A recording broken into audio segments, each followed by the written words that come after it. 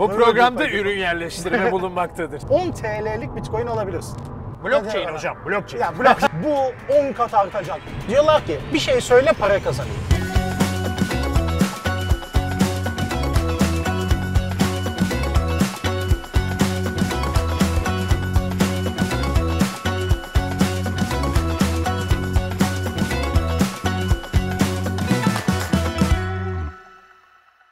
Arkadaşlar hoş geldiniz. Binance Türkiye kanalında herkesin yatırım konularında, kripto konularında peşinde olduğu adamı ayağınıza getirdim. Overlockçu ayağınıza geldi. Hoş geldin. Yakalandık. Hoş bulduk. Eyvallah. Ne yapıyorsun kanka? İyi valla canavar gibi. Hayat Sende ne nasıl? var? Zorlanıyor musun? Herkes sana bir şey soruyor mu? Çok. Değil mi? Ama artık ondan sıyrılmayı Bir başardım. şey diyeceğim. Doğru söyle. Bıktın mı? Doğru söyle. Bıktım. Yakınların sormalarından bıktım. Hani sosyal medyada soranlardan değil. Tamam. Ama yakınlar geliyor diyor ya işte babanın annenin bir arkadaşı veya uzaktan bir akraba. Ya bizim çocuk da kripto ile ilgileniyor, sana bir şeyler söylesin şeyi biraz yoruyor. Kanka zaten insanın gerçekten yakınlarının yaptığı zulmü kimse yapmıyor. Ben onu zayıfladığımda gördüm yani. Orada bir kötü oluyor. Ama evet kaderimiz bu. Yapacak bir şey yok. Şey var mesela. Ya biliyorum sevmiyorsun ama ya dayımın bir şeyi var. Hani baştan bir yalandan bir ambalaj, ondan sonra gene soracağını soruyor. Samimi olmayanlar var. Zaten yakın bir akraban veya arkadaşın değil. Bir yerde tanışmış bir yerde. Tamam. Ya senin oğlan şu kripto ile ilgileniyordu. Şu göndereyim de bizimkileri bir baksın. Ne varmış diyorsun. Anlat. Psikoloji anlat. Yatırım zamanını anlat. Hangi coin'i alacağını anlat. Dur bir dakika, arabaya sakla bir dakika. Kanka bugün Tamam, çalışmadığın tamam. yerden gelecek. Çünkü neden biliyor musun? Ben konuya çok uzağım. Çok iyi. Ya ben bilmiyorum gerçekten. Mesela hani geçen videoda anlattım, hani böyle arkadaşım bana kurdurdu ve ben ona baktım. Dedim ki ben bunu bilmiyorum. Hani anlamıyorum Hepsini seviyesinde. çözeceğiz. Ha tamam. Bak Hani sana garanti veriyorum. Evet, o yüzden benim sorularım sana abuk gelebilir. Baştan anlaşalım. İstediğini Ha, sor. ben abuk Hiç sorun sorular değil. sorabilirim. Arkadaşlar şöyle bir durum var. Geçen videodan hatırlayacaksınız. Tekrarlayayım. 25 kişiye 20 dolarlık hediyemiz olacak. Bu nasıl olacak? Video boyunca 4 tane kod vereceğiz. 2 tanesi sesli, 2 tanesi yazılı. Seslilerin bir tanesini ben vereceğim, bir tanesini Doğukan. Aklına ne gelirse bir sayısal değer vereceğiz videonun içinde. Geçen videoda ilkokul numaramı vermiştim, hatırlıyorsunuz. Artık ağanın eli tutulmaz. Bir ara ben sana hatırla kanka bir kod ver diyeceğim sana. Okey. Sen o ara bir şey sallarsın. Tek hane, 2 hane, 3 hane. Keyfi. Tamam. Ama Ben sende de. top kanka. Okey, ben de. Bu kodları da videonun altındaki formu doldurarak yükleyeceksiniz. O formu dolduracaksınız. Sonra 25 kişi 20'şer dolar. Çok güzel. Ben Okey. biliyorsunuz arkadaşlar, elim boş gelmem. Hediyeyi severim, almayı da vermeyi ve- de. Kapını açayım mı? Bagajı müsait mi? Müsait, gel atla oraya da. Arkadaşlar biliyorsun bagaj testi meşhur. Bir bagaja binmeden ben arabaya binmem. Bagajda bir Oo, şey tam yoktur umarım. benlik. Bak Tam bomboş. benlik bak. Oha harbi girdi. Ben şaka yapıyor Arkadaşlar zannetmiştim. kriptolarınıza sahip çıkın. Binance Türkiye'de bunları iyi öğrenin. Kapat hadi sağ ol. Gidiyor muyuz? Ha hadi haberleşelim. Hadi bay bay. Sağ ol sağ ol.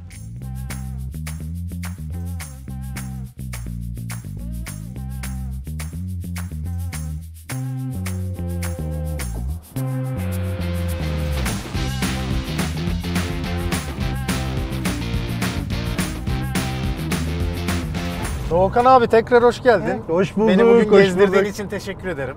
Keyifli be. Evet, Ne güzel rahat sayende rahat dinlen. dinleniyorum. Ama dediğim gibi biraz seni sıkıştıracağım bugün. Gönder gelsin. Ya kanka şöyle aslında bak, ben dedim ya şimdi anlamıyorum işten.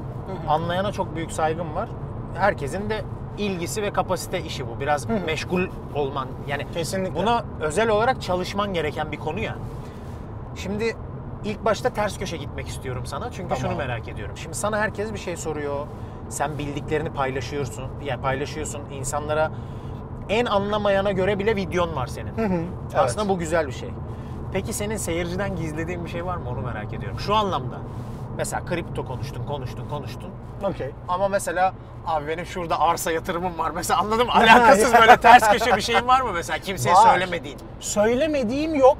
Ha şöyle var. Heybeliada'da mesela şu anda bir tane mekan açıyorum. Bu da ne? Gizlediğim değil, daha denk gelmedi söylemelik bir yer. O yüzden öyle bir şey var.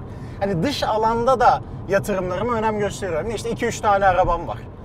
Başka bir tane arsam var. Kanka bir şey Bir yere- söyleyeceğim, dürüst ol. Gönder. Hiç sıkıldığın oluyor mu? Artık böyle ya ben ulan neye artık bu işten bir çıksam dediğin günler oluyor mu? Buhrana kapıldığın gün oluyor mu? Kesinlikle oluyor. Hani bu burnout deriz ya, Ha. böyle bir şeyler yaparken artık hiçbir şey yapmak istemiyorum dediğin günler. Ama kısa sürüyor. Niye? Çünkü ben bu işi seviyorum. Hani kripto yatırım işini seviyorum. Ama bu tek iş değil ya. İşte içerik üreticiliği de yapıyoruz. Aynı zamanda benim böyle girişimcilik kendi planlarım var. Yeni bir şeyler üretmeye çalışıyorum. Bu beni çok eğlendiriyor açıkçası. Hani video çekmekten sıkıldığım oluyor. İşte kripto ile ilgilenmekten sıkıldığım oluyor ama bir gün evde hiçbir şey yapmadan yatıyorsun, dizi izliyorsun, geçiyor. Veya bir tatile gidiyorsun. Ondan sonra hepsi geçiyor yani. Bizim millet şimdi bizde yeni bir şey çıkıyor ve çok agresif saldırıyoruz. Mesela işte kripto çıktı, ortalık yandı. İşte herkes birbirini tutuyor kolundan, arkadaşını sokuyor, bir şey yapıyor. Yani atasözü gibi bir şeye dönüştü zaten. Yatırım tavsiyesi değildir cümlesi. Evet. İçinde hem bir mizahı olan hem de aslında çok büyük bir gerçekliği olan bir şey. Çünkü gerçekten ağzından bir söz çıktığı zaman ülkede eşin, dostun, arkadaşın falan yani konu başka bir yere gidebiliyor ve sana tehlikeli. Sana güveniyorsa evet. Anında direkt gözü kapalı kör bir şekilde dalmaya başlıyor. Abi kanka biz ama duygusal milletiz. Biz güven endeksiyle çalışıyoruz. Yani ben ya Doğukan dedi abi okey sorgulamam bunu durumu var ya bizde. Ulan bir bakıma da tehlikeli. Bu işte kripto işinde mesela genel geçer böyle yüz binlerce insanın belki bütün ülkenin yaptığı sence en kritik hata ne abi? Ve bunu düzeltmek için mesela ne önerirsin? Çok güzel. Bak insanların en çok aslında burada yaptığı şey bir anda zengin olmak istiyorlar ve bizde bu genel insan algısıdır ama sadece kripto değil her şeyde de var. Her şey bu duygu tetikliyor değil mi aslında? Kesinlikle. Sen bir şeyi bilmiyorsan birinin bildiğine inanmak istiyorsun. Mesela araba işlerinde. İlk başlarını düşün. Sen hani atıyorum araba işte tam hakim olmadığın zamanları birini isterdin. Hani o biliyorsa, o söylüyorsa tamam doğrudur onunki. Okey. Niye? Çünkü onu onaylama mekanizması. Sen bilmiyorsan daha fazla bilene her şeyini emanet edebilirsin. Kripto işinde de bu böyle. Diyor ki ben bilmiyorum, öğrenmeye de zaman harcayamam. Niye? Maalesef ki çoğu insan kazanmak ister ama tembeldir. Maalesef. Aynen kesinlikle bak. Kesinlikle Hani yani. çalışmak istemez. Öğreneyim, onunla beraber devam edeyim. Gene kolaycılık işte alttaki zaten. Kolaycılık. Ondan duyayım, yatırayım, para kazanayım. Yok ya. Abi mühendis olmak için liseye kadar geç 4 sene üniversite okuyorsun. Doktor olmak için 20 yıllarca okuyorsun. Hiç bitmiyor. Kriptoyu ben 2 video izleyerek öğreneceğim.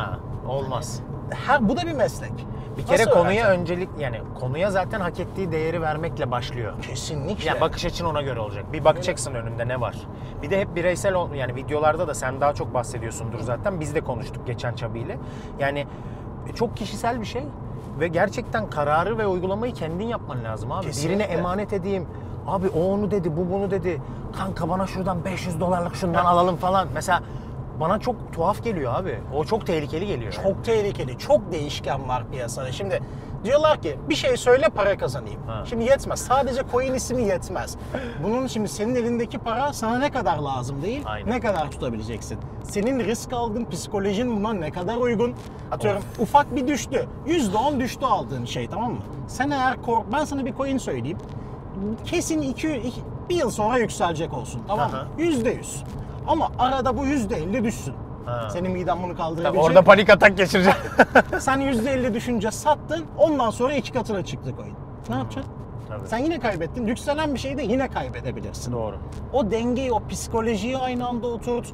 Yatırımını aynı anda, zamanını oturt. Çok zor işlem. Bir de bence abi ben çok paradan anlamam. Hani ama gözlemlediğim bizim ülkemizde şöyle bir alışkanlık var. Neye yatırım yapar? Yani kripto ya da başka bir şey. Bizde bir böyle bir köpüğünü alma sevdası var. Faizde de öyle mesela. Yani Öyle tabii. bizde Üzerini bir sıyırayım değil mi? Abi o da yanlış değil mi aslında? Olayın mantığına ters değil mi mesela? Şimdi yatırım, evet, yatırım dediğin şey sürekli uzun vadede getirirse. Hatta geçen bir video yapmıştım bu Warren Buffett'ın hikayesiyle alakalı. Adam ilk milyarder oluşu 55 yaşında. Bu da niye? Adam 10 yaşından beri sürekli olarak yatırım yapmış, minik minik biriktirmiş. 20'li yaşlarında ya ben bir salayım da tatile gidip arkadaşlarla bir dünya turu yapalım dememiş. Veya atıyorum 50 yaşımda emekli olayım da torunlarımla zaman geçireyim dememiş. Minik minik yatırım yapmış. 100 yatırımından sadece büyük kar ettiği de %10'luk bir kesim mesela. %50'sinde, %60'ında zarar etmiş adam. Ama ya bu mentali nasıl kaldırabiliyorsun? Psikolojiye bak. Bana oluyor. Bir gün bir uyanıyorum. Ya artık ne kadar etkilemiyor desek de hani düşüşler, kripto dünyanın en volatil tarafı. Bir gün uyanıyorsun, cüzdan %20 düşmüş. %20'yi gözünde canlandır artık. Hani neye göre %20, Tabii. kime göre %20? Nasıl kaldıracaksın bunu?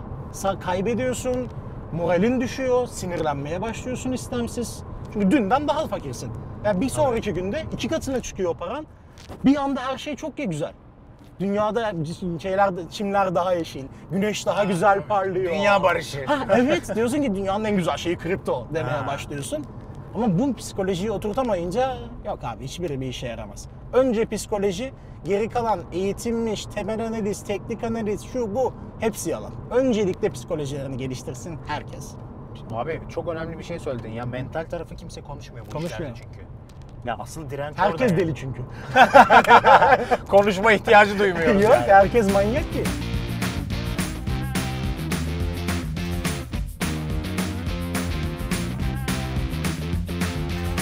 Peki senin şimdi bu kadar işin içinde olan bir adam olarak saçmaladığın bir an var mı? Kripto ya da kripto değil. Bak bağımsız soruyorum. Benim genel saçmaladığım çok an var. Hayır şöyle hayır şu benim de var şu anlamda. Yani doğru yanlış sordum özür Tamam. dilerim. Yatırım olarak saçmaladığım. Mesela atıyorum gün Düşünmediğim dururken- zamanlar oluyor. Yani mesela garip bir şey yaptın mı saçma? Yaptım. Ne yaptın? Bir gece film izliyorum şeyde böyle. Bayağı açmışım. Tüm işler bitmiş. Hani olur ya, artık her şeyi salmak istersin. Düşünmemek istersin. Borsada da funding fee diye bir şey vardır. Normalde 10.000'de 2, 10.000'de 3 oranlardır bu. Bazen %2'lere falan geçebiliyor. Bu da 8 saatte bir shortlar longlara hangisi çoksa veya longlar shortlara para transferi yapar dengelemek için piyasayı. Ağırlığı çözmek için. Ben de bir gün bu bir tane coin'de %2'ye çıktı. Plan bu. Ama bu çok riskli bir harekettir. Niye? Plan bu. Teoride çok güzel plan. Normalde daha önceden de yaptım. Biz ama aynı o saatte, belli bir saatte bir olduğu için bazen insanlar bu parayı ödememek için pozisyonlarını kapatabiliyorlar. Ve bu sayede bir ani yükseliş veya ani düşüş olabiliyor piyasada. Kafamdaki plan şu: %2 alacağım ya, %1 düşse tam o saniyede, Tamam. %1 zarar ederim. Ama %2 kar edeceğim için %1 karla Kardan zarar edip kapatırız. o biri alırım. Aynen öyle. Biri alırımı düşünüyorum. Saat bir geldi, %15 aşağıya düştü. Bir anda. İçime oturdu. Dedim ki Doğukan, salak mısın dedim. Hani ya akşam filmini izliyordun. Niye heyecan arıyorsun ki kendine akşam akşam? Bu arada bir İzmitli olduğum için Kocaeli'nin plakası olan 41 olarak uygun gördüm şu an Heh. kodu. Mesela aklıma kod vermem gerektiği geldi bir an. Birazdan Doğukan da bir kod verir. Belki. Aynen. Bilemem. Benim kodum 41 arkadaşlar. Kanka peki bu kripto dünyasında diyeyim, yani bu sektörde, bu piyasada senin böyle, şimdi sen işe hakim bir adamsın ya, içten içe senin en gıcık olduğun mesele, öyle bir şey var mı mesela? Ya şu işi niye böyle yapıyorlar ya da bu niye böyle? Ya şöyle, bazıları, şimdi paranın insanlara göre bakış açısı çok farklı. Daha doğrusu hissettirdiği şeyler çok farklı yatırımı. Senin yaptığın bir yatırım veya parayı görme şeklin benimle aynı değil. Benimki Ahmet'le Mehmet'le aynı değil. Atıyorum ailelerimiz hep derdi bize, oğlum bir evin olsun, Evet. bir Hep araban öyle büyüdük olsun. zaten, Heh, aynen. böyle büyüdük. Şimdi bazıları diyorlar ki işte şu coin'i al işte zengin olacaksın, bu coin'i al zengin olacaksın diyen çok fazla insan var sosyal medyada. Influencer olup yapıyor mu bunu gerçekten? Maalesef Yani yapıyorlar. alenen yönlendirme yapıp Alenen diyor ki bu 10 kat artacak, almayan herkes pişman olacak diyen Bu milyonlarca netlikte. adam. Bu netlikte ya. Bazıları sadece sahte profil hesaplarının arkasına saklanıyorlar, resimlerinin anonim. Bazıları bayağı suratını göstere göstere yapıyor bunu. Aa, değil mi? Oğlum nasıl olmaz Ha? ki? Olmaz işte.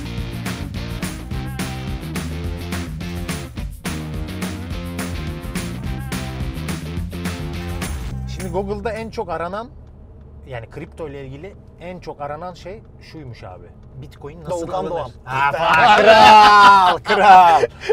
Doğukan Doğan, DD diye sana bir Evet. bir para birimi. DD. DD. Yaparız. Dot. Neden olmasın? Dot. Güzel bir şöyle şablonda yerini almaz İsim mı? çok iyi mi? Doğukan Doğan. Baksana. Kanka Sahne bence ismi gibi. Net kripto ya. Sen yürüyen kriptosun. Ayaklı kripto. Kripto nasıl, yani daha doğrusu şöyle, Bitcoin nasıl alınır diye en çok Okey. Google'a sorulan soru buymuş, tamam mı? Tamam. Şimdi ben hiç anlamayan bir adam olarak geldim. Kanka Bitcoin nasıl alınır diye sana sözlü sordum. Tamam. Bana Ben ne anlatacaksın? Google diyeceğim yerine ki- sen bana ne söyleyeceksin mesela? Diyeceğim ki YouTube'u aç diyeceğim. Tamam. Orada benim sıfırdan Aa, eğitim videolarım var güzel. diyeceğim. Abi ben açmışım orada bak. Benim kanalın herhalde en fazla izlenen videoları zaten sıfırdan eğitim videoları. Bu neden? Şimdi bir kere ben çok basit anlatıyorum. Niye? Çünkü yeni gelen herkesin bu işi öğrenmesini ve senin de duyduğun gibi çevreden korkmamasını istiyorum. Bir kere bir heves var. Aslında yani Oradaki faydalı bir korku. Şimdi ben kendim gibi Çekinme. düşündüğüm zaman evet ben mesela Çekinme ve çekiniyorum. korku. Bu güzel. Ha, bu güzel bence bu arada. Korunaklı bir şey. Yani. Benim yıllarca Binance videom var. Niye kanalda en fazla bunlar var? Çünkü çok rahat. Çok basit öğrenebiliyorsun her şeyi. Niye nereye basacağım belli. Modern arayüz. Yani yeni başlayan birinin bence en kolay anlayabileceği yer Kafa burası. karıştırmadan. Aynen öyle. Çok detay yok. Hani böyle kripto dediğim gibi çok basit bir şey. Yani aldım sattım. Bu sadece en başı. Tamam. Ama burayı bir öğren, devamına sonra geçersin en Senin azından. dediğin kripto adımı 101 o. sağlıyor. Kripto 101. Aynen öyle. Ama ilk alabileceğin yerler burası. Giriyorsun abi. Kaç tane alacaksın? Bu kadar abi. Kaç taneyi de başla. Kaç TL'lik almak istiyorsun? Mesela 10 liralık bile Bitcoin alabileceğini biliyor musun? Bilmiyorum. Mesela 10 TL'lik Bitcoin alabilirsin. Çok büyük mesela. Bir tanesi şu anda 90 bin dolar civarında. Ama sen bir 10 liralık alabiliyorsun. Çünkü 0.000 gibi bir değer veriyor sana. Bölünebilir Ha. olması altından en büyük ayıran özelliği. Kanka senin tabii şimdi bir de yani sen kripto camiasının influencer'ı veya YouTuber'ı diyebiliriz sana aslında. Sen bu konuda bir köşeyi tutup aslında orada Evet. içerik üreten bir adamsın. Aynen öyle. Peki bütün bu konuların dışında herhangi bir iş yaptın mı? Influencer'lık olarak başka bir şey tanıtma ya da başka bir sektörde. Kripto harici bir içerik üreticiliği yok, yapmadım. Yapmadın. Yani şöyle benim bir yan kanalım var mesela şu anda.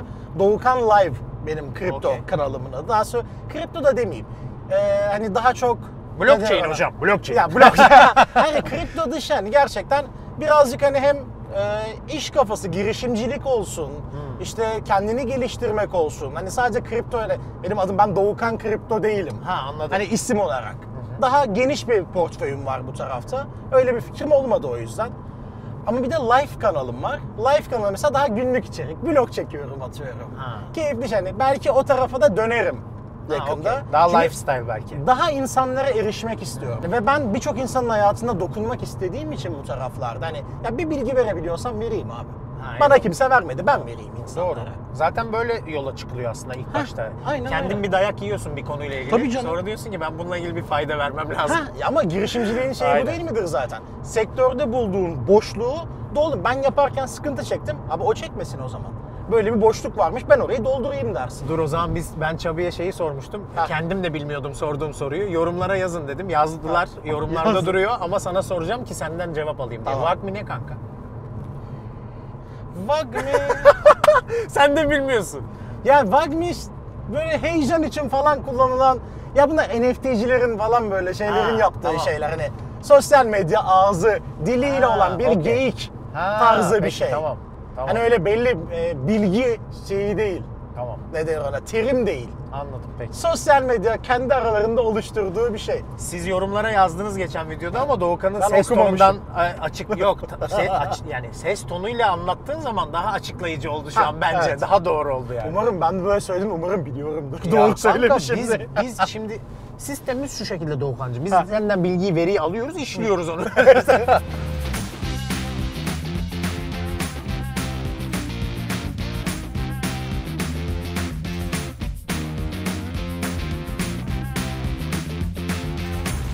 Doğukan, Evet. bir kod rica edebilir miyim?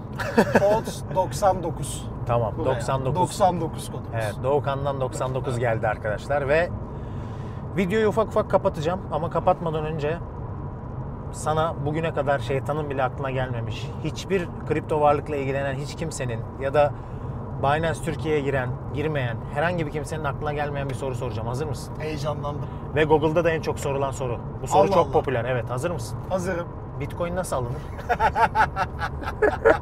Önce Kanka gerçekten Google'a en çok bu sorulmuş bu arada. direkt Bitcoin nasıl Kripto varlıkla ilgili en çok sorulan soru Bitcoin nasıl alınır? Güzel bir şey ama aynı zamanda üzücü de bir şey bu.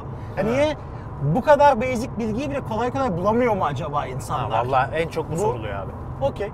Bunun için abi ne yapıyorsun? Öncelikle Google'dan çıkıyorsun. Tamam. YouTube'a giriyorsun. Tamam Peki. mı? Niye? Görerek insan daha rahat Aynen. anlar bunları. Giriyorsun YouTube'a. Oraya Doğukan Doğan yazıyorsun. Vay kral! Reklam var. Aynen. Bu Böyle programda bir- ürün yerleştirme bulunmaktadır. Ürün ben. Beni yerleştirdiler buraya. Araba kullanan ürün gelmiş bugün arkadaşlar. Teknoloji 3 safhada. Abi giriyorsun, benim orada sıfırdan zaten Binance TR'de nasıl Bitcoin alınır videoları var. Ha neden Binance TR'de? Çünkü adamlar kolay abi. Ha. Bir sürü borsa var bu arada alabileceğin ama kullanıcı arayüzü çok basit olduğu için yeni giren biri hiçbir şey bilmeden bunu yapabiliyor. Ki ben de ilk kripto aldığımda ben de orayı kullandım. Gittim rahat rahat işte ne al var sat var. Ha çok detayları var işte otomatik yatırım olsun, işte biriktiri şu bu bir sürü şey var ama bir en başını öğren, ondan sonra devamı geliyor. Ki o yüzden de zaten herkese sıfırdan eğitimi diye videolarda ücretsiz bir şekilde anlatıyor herkes. Özellikle de ben. Kaç izlendi en çok izlenen videon eğitimle ilgili olan? 250 bin. Diye atıyorum bir az izlenen kaç? Aradaki makas ne kadar? 180 bin. Güzel fark. Güzel, güzel fark. Güzel fark. Yani bir 4 tane 5 tane video var 100 binin üzerinde olan bu tarafta yani. Ki kripto için 100 bin üzeri sayılar. Abi güzel. Herhalde Çok böyle iyi sayılar. niş bir konu çünkü. Tabii. Bir de konunun hedef kitlesi başka. Meraklısı Öyle. olması lazım. Yani şimdi anneme izletemezsin o videoyu mesela. Yok, Yani. evet. Bu arada benim tarafım güzelliyor. 7'den 70'e benim videolar. Belki bu arada gerçekten hani annelerimiz bile anlayabiliyor o videoları. Çünkü beni mesela 15 yaşında 13 yaşında takip edenler var. Oo çok iyi. Normalde kendi daha hesap açamıyor. Çünkü yani Binance'te hesap açabilmek için minimum 18 yaşında olman gerekiyor. En azından öğreneyim ki abi şimdiden para biriktireyim. İleride ben de bir şeyler yapabileyim. Senin o örnek diyorlar. gibi 55 yaşında milyarder olayım. Aynen öyle. Abi başlıyor yavaş yavaş. Öğreniyor bir şeyler. Aynı zamanda 70 yaşında da beni takip eden kişi var. Yani o da öğrenmek istiyor. Çünkü o ya en büyük sorun bence bu kripto ile alakalı videolarda. Çok şey kullanıyorlar kelimeleri. Bazıları şov yapmak için daha böyle şatafatlı kelimeler kullanıyorlar. Anlamıyor insan. Ben işten çok iyi anlıyorumu vermek için yapılan jargon. Aynen öyle. Ya bak ben iyiyim. Bak değişik kelimeler kullanıyorum. Diyor abi hayır. Bak ben nasıl mesela elma armutla anlatmaya çalışıyorum. Bana çok iyi geldi öyle söyleyeyim. Mesela- Kişisel olarak çok memnunum ben. Teşekkür ederim yani. Bu kadar olsa her şey daha mutlu olacak, daha keyifli. Zaten korkuyor. Bir de üstüne anlamıyor. Bu diyor ki "Aa, tamam abi bana ne ben ne dinleyeceğim Tabii, doğru. bunu" diyor. Basitleştirilirse her şey çok daha kolay olacak.